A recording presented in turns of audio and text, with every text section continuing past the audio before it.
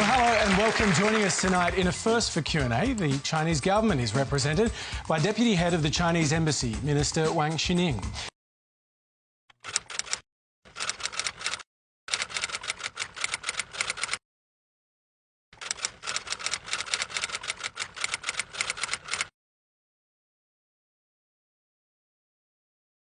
What would be different about this epidemic if China was a democracy? Stan Grant. I think you've touched on something really significant there. This epidemic takes us into uncharted waters. For China, it's a little bit of a perfect storm. China's just come off its worst GDP figures in 30 years, its latest economic growth figures. So the economy had been slowing anyway. A crisis like this reveals the fragility of the Chinese model. China is often called a fragile superpower. Something like this where China is unable to control the information flow, unable to control reactions to this in the way that it can control normal life in China, can very quickly become an existential crisis. So it reveals some of the soft underbelly of China, that an autocratic regime finds it very difficult to deal with things outside of its control. In a democracy, of course, we have checks and balances. We are able to elect our own governments, and we also critically have a free media. So people can ask questions, they can hold people to account. What's happened in China, we saw with the Wall Street Journal reporters who reported critically of China are being expelled from the country. We saw with some health officials who had raised early concerns about this being detained inside the country. So it really does raise questions about a country like China, which has an outsized influence on the world, which is by some measures already the biggest economy in the world and certainly on track to becoming outright the biggest economy in the world, does not share a political system comparable to our own with its same checks and balances. Minister Wang, has China mishandled this crisis? I think the system helped to handle the epidemic pretty effectively. People doubt about cover-up at the first stage, but naturally it takes time to face a challenge. Was there a cover-up? I don't think there is a cover-up. It is a very sophisticated issue. It involves a lot of agencies, a lot of expertise. So it takes time to make a precise judgment on how to deal with. If possible, I would like to explain. People say Australia is a Western democracy and we are a party state. Actually, we see ourselves as a socialist democracy. A simplest comparison between Australian democracy and Chinese democracy will be like this. You have a voting democracy, we have a working democracy, because efficiency is our top concern. Democracy involves voting. We vote. Who votes?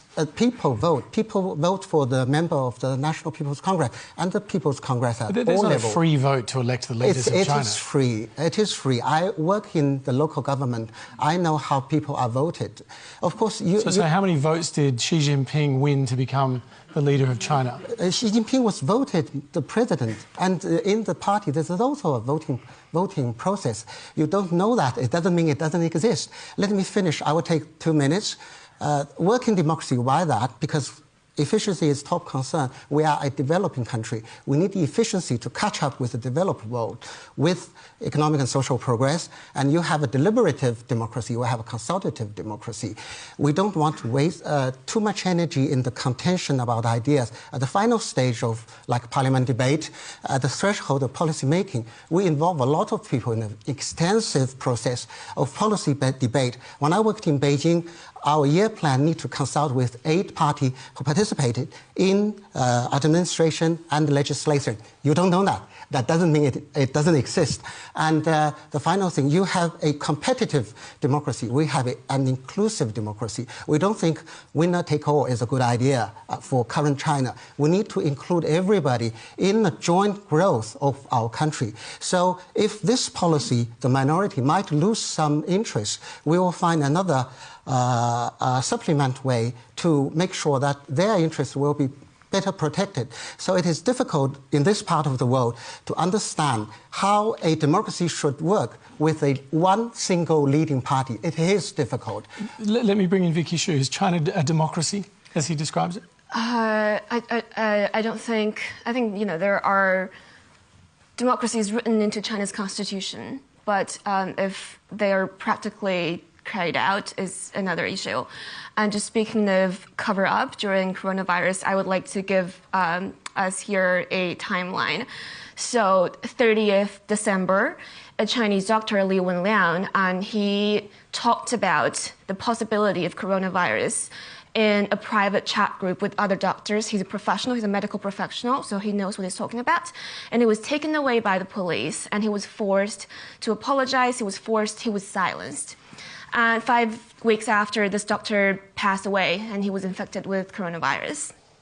And the 7th of January, the President Xi Jinping gave instructions to inside of the party to other leaders about coronavirus. But China did not declare emergency, national emergency about coronavirus until 20th of January. And that's, from the day Dr. Li Wenliang was taken away by the police to China, declared emergency. That's 3 weeks. So I'm sure a lot of public servants were working very hard to figure this out. But I do think the 3-week gap needs explanation. Minister Wang, was it a mistake to silence Dr. Li in the beginning? The central government already sent an investigation team to Wuhan to find out what happened with Dr. Li. But he's a very respectable and commemorable doctor, and people will remember him for what he does. He's one of thousands of doctors and nurses who dedicate their life sometimes for the sake of this epidemic. So let me bring in Stan Grant. Was the silencing of Dr. Li a symptom of the system? That's the question, really. It goes to the heart of the problem in the system, and that is that the system is not transparent and it does not allow the free flow of information. And under Xi Jinping, that has only doubled down.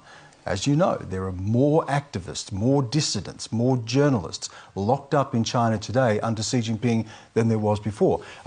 Wang Xining and I go back a long way because he was in charge of me, effectively, controlling the foreign media when I was in Beijing. When we would do a story on CNN, which I was working for then, that the Chinese did not want people to watch, and Minister Wang would know this, the screen would go black. So information was blocked from people. People that we would interview would often disappear, would be put under house arrest or detained. We were detained on numerous occasions, sometimes violently and physically detained, intercepted. So the problem in the country is that it doesn't trust its own people to allow the free flow of information. Hence, something like this can very quickly become an existential crisis for a country like China. When you add to that a slowing economy, increasing unemployment, increasing levels of debt, protests in Hong Kong, you reveal the fragility that sits underneath the autocracy of China. The suppression of information that he's describing, that's true, isn't it? I don't agree. Well, you do black out the screen. We were there together, and yes, you know very well what happened to foreign journalists if they didn't obey your rules. There were over 600 foreign correspondents. Some are from the West media, some are from developing countries. We think sometimes the Western media filter out the information, pick out a piece from the large jigsaw to portray China as a very autocratic country where if you go into the alleys, go into the street, talking to the people, you'll find, for example, according to Pew Center, 85% of the people agreed with what the government is doing. They think China is moving to the right direction. And there are 90 million Communist Party members.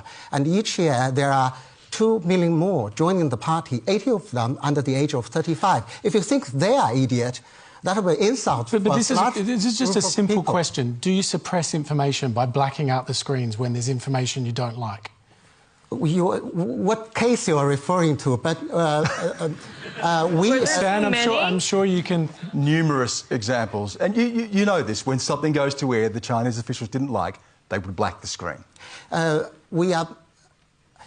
I'm not sure about which case you refer to, but we. Okay, I'll give you an example. We did stories on Chen Guangcheng, who was a blind activist being held under house arrest by the Chinese government. When we did stories, the minute we would mention his name, the screen would go blank. There's just one example. That's a case related to Washington's involvement with the judicial process of China. And I think freedom of speech is also enshrined in our constitution, and the government is trying best to protect that on the condition it doesn't affect the social stability.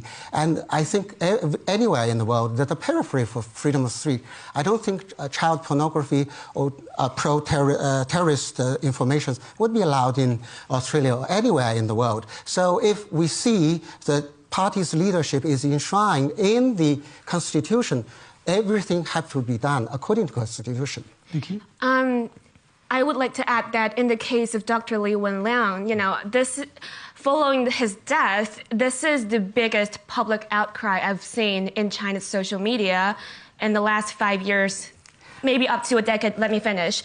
And people are so angered and saddened by this doctor's death because, he's the perfect doctor. He's the perfect Chinese citizen. He supports Hong Kong police. He supports all the Communist Party policies. He's a party member. He's a party member. Yes. He's a perfect citizen. Yes. Yet, he was silenced and he died from this virus.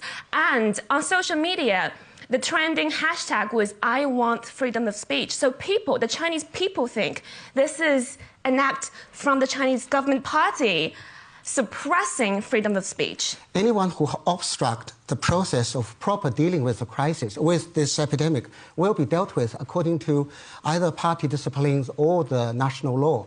There's no doubt about that. Several high-level cadres already lost their job because they are bad performance during this process. No, I disagree. Wuhan mayor, on his way out, he was fired. When on his way out, he said he wanted to report this. It was a mistake. He didn't report this earlier, but he couldn't do it without central government's approval. So that delayed things. That is a problem of a centralized power. Again, you are picking one piece out of a big jigsaw. Look at the scale the central government and government at all levels put in this national campaign, and we believe at this moment every country that have been affected should share the information, particularly the method of treatment and medicine and vaccines with every country, with the International Health Organization, so as to prevent this epidemic from further spreading. Look at how much effort the government has made. Wuhan has been locked down overnight.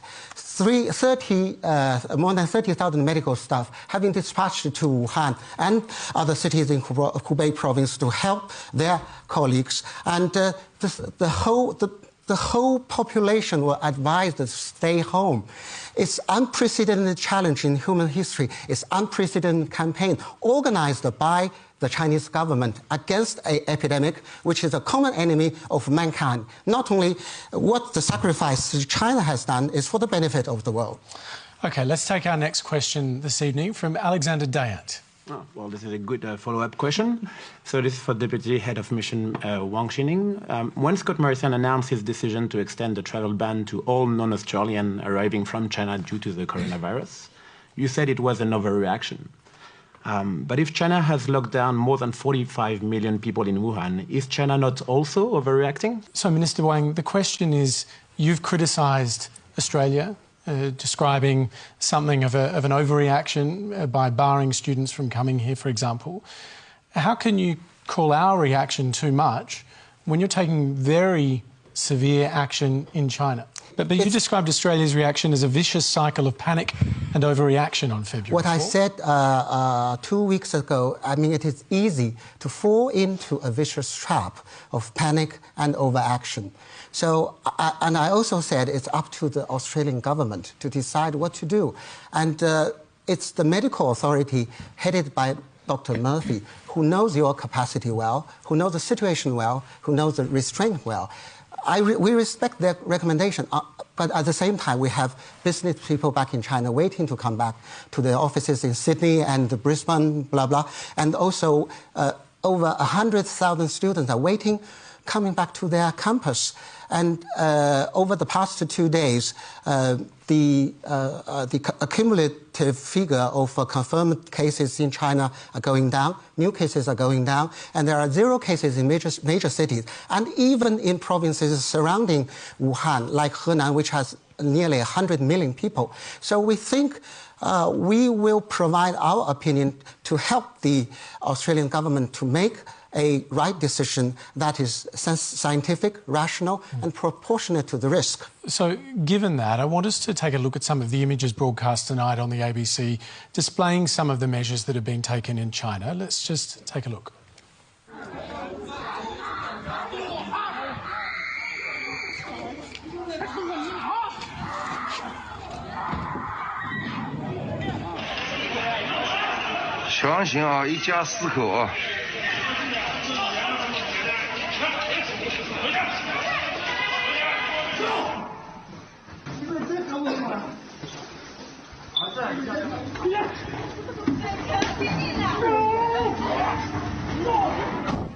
Are these sorts of measures appropriate, proportionate? We need to make 100% effort to achieve 0% possibility of further outbreak, even, to prevent any possibility of human-to-human transmission. Some people are not very willing to cooperate. But are these tactics appropriate? You mean dragging people out? Yeah, if they are confirmed. If they are confirmed, they are the host. Think of their neighbors. And think of now, millions of people are staying home. They are also suffering because I know some people are quite stir-crazy, and the youngsters are talking on the social media. They miss hot pot, they miss barbecue and beer. They're talking about the possibility of next round get-together. But this is, most of the Chinese people are good people. They're willing to sacrifice their immediate pleasure and personal income for the greater good.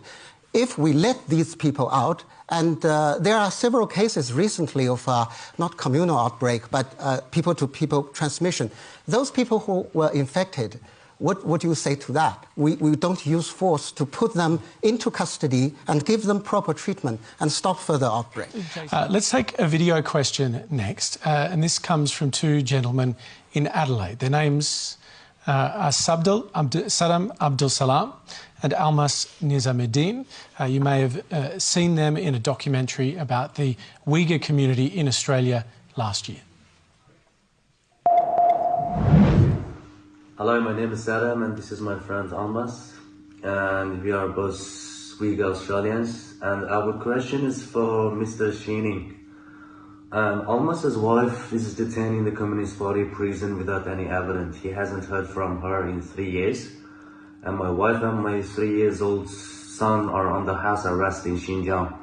My son is an Australian citizen with holding an Australian passport, and I have never met him. The Australian government have given my wife a visa so that they can come and join me in Australia, but the Chinese government won't let them leave. Why has the Communist Party locked up 1 million Uyghurs? Will you release our family members? Let's keep this very simple. Why can't he see his son? This is another piece out of a big jigsaw. The Xinjiang Autonomous Region has a land equivalent to Queensland and has the population of the entire Australia. Uyghur constitute about 2/5 of the entire population. There are 55 other other ethnic groups. And ever since 1990s, when there are strong growth of radicalism and terrorism in Xinjiang, the Chinese government made huge effort to secure safety for the people because thousands of people have been killed. But ever since 2016... With respect, that's not answering the question. It's simple. Why can't that man see his son? His son according is to my knowledge, it's Mr. Abdul Salam. Yes. Yeah, he's not a Uyghur, he's a Uzbek. He took his wife, the lady in Xinjiang, to the United States for a romance tour, and the lady became pregnant. It's understandable. But according to Chinese law, they don't have legal matrimonial relations. And according to what the regional government does the child have Australian citizenship? We don't recognize dual citizenship, so you are either Chinese citizen or Australian citizen. But the girl with the son, with the family, told the government in Xinjiang she would not like to come to Australia. This is the story. This is the information provided by the regional government. Again, let me finish. I think epidemic is a common enemy, but infodemic is much more serious an enemy. Well, if infodemic is the problem, why don't you let journalists go into Xinjiang? Why don't you let us go in and see these children? Yeah, we have a what? I would happily travel there and interview. The journalists are going to Xinjiang. Would you allow me to go and travel there? Without minders, without people following him? Nobody will follow Hamish over there. So you would allow me to go with a team from the ABC to report from Xinjiang to see the cats? No, Stan works with CNN. I think your team went to Xinjiang for a couple of times. People are talking about the training center. We were often detained. In this we were often physically assaulted while trying to get to speak to people in many parts of China. As well you know, Wong, from our time together. Again. It's always taking a piece out of jigsaw and portray China as something very bad. With respect, I mean, there are a lot of pieces in this jigsaw that paint a very particular picture when it comes to information. Yes. I mean, you're saying that it's wrong to identify small pieces of the jigsaw, but this is important. This is a family. The child is an Australian citizen. Why won't you let him travel here? My government wouldn't recognize his citizenship because his blood mother is the custodian, right? She is responsible for defining the citizenship of the boy. She didn't apply to the regional government or to the Chinese government for another citizenship. This is what the embassy is informed by the regional government. There's always one-sided story purported by the Western media. That's why Western media is not welcome in China. Are you seriously saying, though, that this woman and the child don't want to come to Australia? I mean that. Four Corners has reported on this case and with videos of this woman saying she wants to come to Australia. Are you saying that ABC faked these videos of this woman crying? There's a lot of fake news running around. You're accusing ABC of fake news right now, and you're on their show. Do you understand the irony? Yesterday, on the Chinese social media, the popular item is a map used by one of the Western media portraying the 5 million people running around the world, sending coronavirus around. No, let's come back to Xinjiang, please. That's a picture that's used 10 years ago. I mean, this is I hope this is a qualified journalism, not a purpose to boost the Western superiority over China. China is such a big country with so much sophisticated issues. The government and the party have done so much. Look at what happened over the past 4 decades. Australia still accounts for 25%, China, trade with China accounts for 25% of the total of Australia. And China has put forward the Belt and Road Initiative to share economic opportunity with everybody in Asia-Pacific community. And we learn to share our resources with every citizen because we can't afford to have the same per capita resources consumption as the West. You over-consume, you don't know it. So there's a legitimacy of argument back in China. So I said, try to understand the Chinese perspective. I have a Chinese perspective. Yes. I'm from China. Yes. I lived most of my life in China. Yes. I'm a Chinese person. I speak Mandarin as well as you do. Yes. And I just want to go back to that question of those 2 men asking for their wives. I already explained the case. I already offer you the information from your perspective. From our regional government. So it's up to the whole Australian audience to judge about this particular case. But on the issue of Xinjiang, since I came to Canberra, I find it's a small number of people in Australia who tried all out to preach xenophobia and give a misportrayal of China. I think they are either out of their politically motivated, out of their selfish personal aspiration, or they are nudged and supported by some foreign forces, as you could seek evidence Which in foreign recent forces? days, United States. Foreign Minister Maurice Payne has personally raised the case about the Uyghurs. She says she's very concerned about 1 million Uyghurs and other Muslim minorities being detained. And she has requested the Chinese government to give the information about the whereabouts of Saddam Abdul Salam's wife and child's whereabouts multiple times. Are you saying that our Foreign Minister Maurice Payne is Madam Payne somehow was a misinformed. stooge of the United States? Madam Payne was misinformed. Are you saying she listens to fake news? Sometimes on the Western media's portrayal about the issue. It's training center. People get to be prepared for future jobs. Training centers with fences and barbed wires and watchtowers and guards. And people are rounded up and sent in. There are over 1,000 people who visited these training centers. Most of them, many of them are from Muslim countries. And those are guided tours with minders. Can I just interrupt here? Are people in these camps, and you call them re-education camps? No, they are not camps, they're training centers. Training centres. Are they there voluntarily? I think most of the trainees committed minor offences, not to the degree of criminal persecution. Yeah, that's the word. But are they there voluntarily? Some of them, many of them, I would say. Because that region was contaminated by terrorist and radical ideas, thousands of people were killed before 2016. If you blame the training center for holding these people, give them modern secular education, what would you say to the victims of those people killed? In Yunnan, a 16-year-old girl smashed people with knives and kill a lot of some people and say, I believe because I'm told by the terrorists, this is the way I will bring my victim to the heaven. And so the first priority is to. There are 10 million Uyghurs. Where have you got the number 1 million? This is a number confirmed by the UN. This is a number confirmed, recognized by the Australian government. We have United Nations officials visiting the training center and come to a different judgment and conclusion. You people laughed at my explanation because you were immersed with messages and information provided by the Western media. You were not even reading the Muslim media.